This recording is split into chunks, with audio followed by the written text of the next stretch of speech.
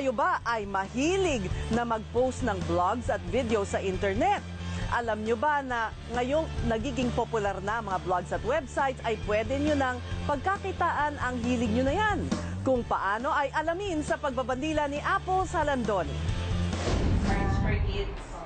Parehong mga abogada ang magkaibigang sina Camille at Vivian. Seryoso ang propesyon nila pero hindi pa rin nawawala ang hilig nila sa nightlife at fashion. Kaya sinimulan nila noon ang isang lifestyle blog bilang hobby. Pero ngayong dumadami na ang nagbabasa sa kanilang blog posts, kumikita na sila rito. Pwede na kasing maglagay ng advertisement ang mga kumpanya sa mga personal blog gaya nito. Yung hobby namin na parang supposedly katuwaan lang, we can actually earn from it. Ipinaliwanag ng isang tech expert kung paano pwedeng kumita sa blog at original video sa YouTube.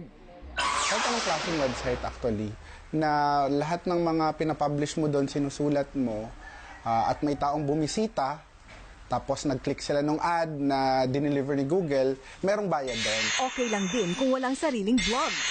May mga social networking site at apps naman kung saan pwede kang kumita sa mga post. Ang bayad, depende sa dami ng mga magbabasa ng isinulat mo.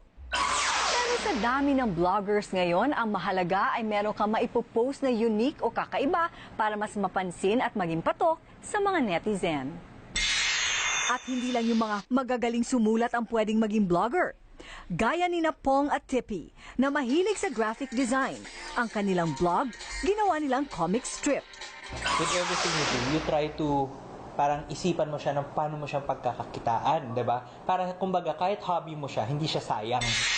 At ang maganda sa internet, kahit luma na ang blog post mo, basta't binabasa pa rin ito, ay patuloy ka pa rin kikita rito.